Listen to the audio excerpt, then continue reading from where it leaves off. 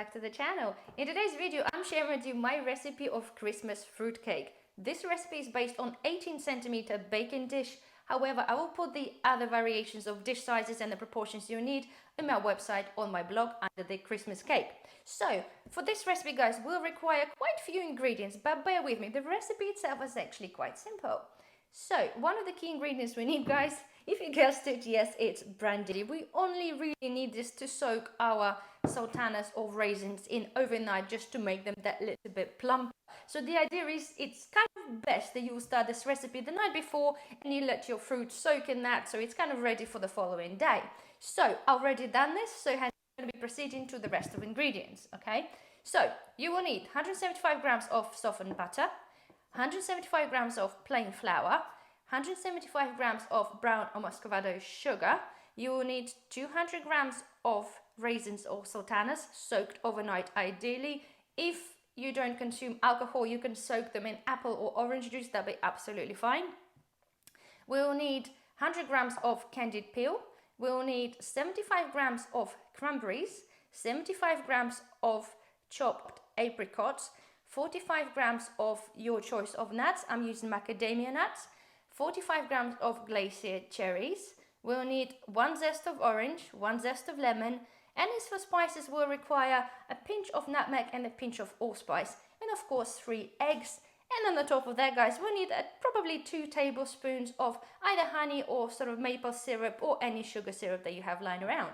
As you can see, guys, it is a kind of comprehensive list of ingredients. However, the recipe itself, it couldn't be any simpler. So let's cook. Voila! Everything is ready. This is my little tin. Okay, I'm using the spring-loaded one. It's just easy to get the cake out because it will get a little bit sticky, but we'll cover this later on. So I have my trusted bowl, so let's get mixing. First thing, okay, we're going to be blending, as I said, the eggs, butter, flour and sugar. If you find that your butter is not particularly soft enough, if you sort of panicked a bit last minute, forgot to get it out, watch this in the microwave for like a few seconds and they'll be absolutely fine. It will soften it up without any issues whatsoever. So first things first, let's get the eggs in and mix together. In go the eggs.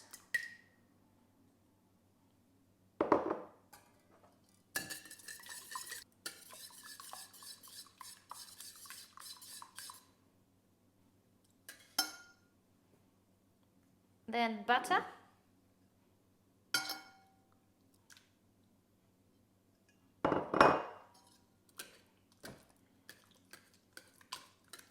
Okay, and sugar.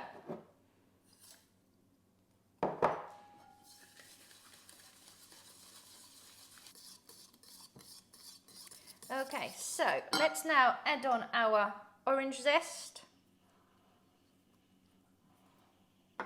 and lemon zest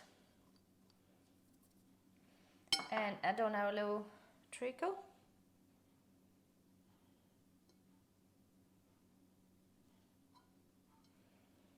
Okay, give it a mix up. Okay, I'm going to add on nuts now.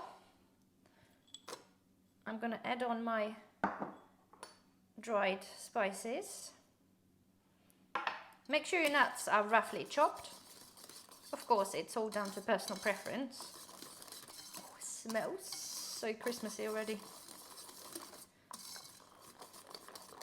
Okay, and we're now adding on flour. Woohoo!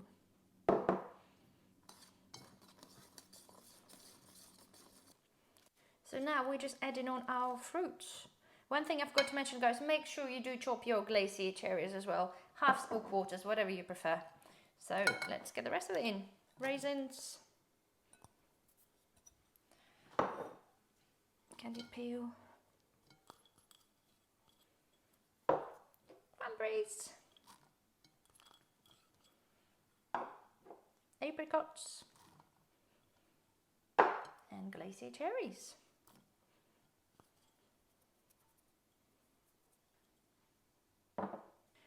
And let's mix it together. What I would suggest, guys, is you migrate from the whisk to something a little bit more hardcore. Go with a wooden spoon. As we incorporate fruit, obviously the dough becomes a bit thicker, so it's a little bit harder to do it with the whisk. So. Okay, I'm going to add on the tattered brandy. because I can. Just a little droplet.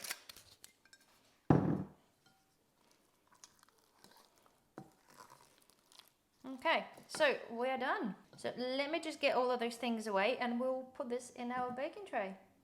So here we are. This is what we have. I have my tin ready and all we're going to do is just put it in there. I'm going to spray a Bake Easy spray. Okay, you can put a parchment paper if you cut it to shape. Personal choice. I like things easy. Okay, and let's get this in the shape.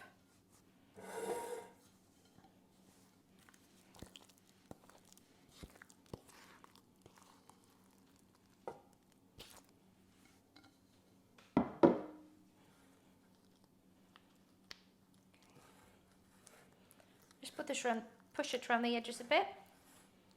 I know it's easier said than done. Okay. All we're going to do, guys, just tap it a couple of times. Make sure we kind of get rid of the air and just do the best you can. Right, so there we are. Our cake is ready. So now it goes in the oven for 4 to 4.5 hours at 120 degrees Celsius. I know it is a long time, but this cake is so dense it needs that time to be able to cook through. And of course, about halfway through, got to keep an eye on it, make sure the top doesn't burn. If you find that the top started to go a little bit too brown before halfway, then put a little bit of parchment paper loosely on the top. Otherwise, we shall see you in 4 hours.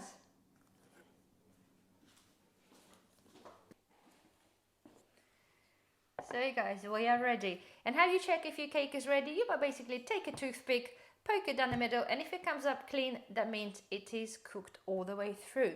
So it is still a bit warm, so let's get it out. Okay. Voila. That's looking rather marvelous.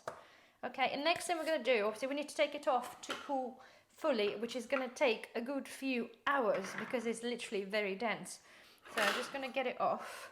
Maybe we need the help of that. Just to pick it up. So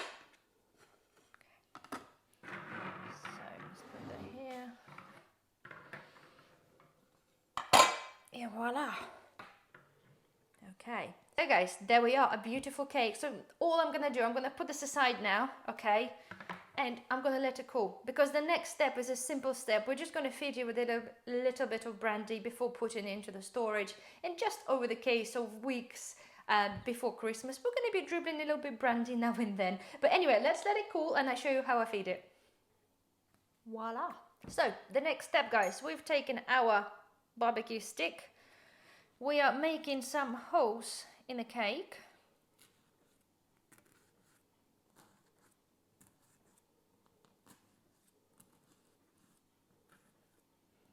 You have to get quite a few. Well, actually depends.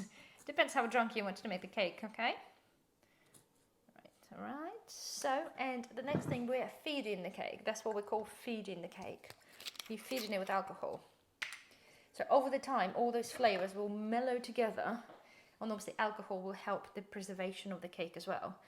So, oh, sorry, I'll do this with the left hand. Right, so now pour a bit of brandy. Okay, and then we're trying to feed it through the holes, okay? I lost a little bit just there, but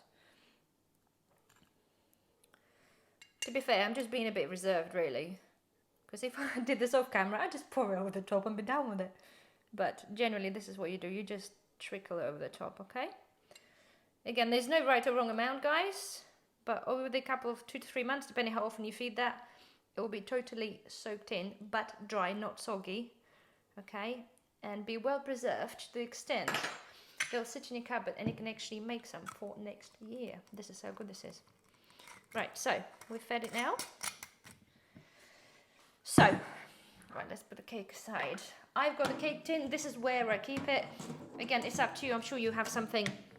We all have some sort of cake tins or storage solutions for the cakes. Right, I'm going to line this with either, well, you can line it with a parchment paper or foil. I'm putting up the foil because it's what I have handily. Line up the tin.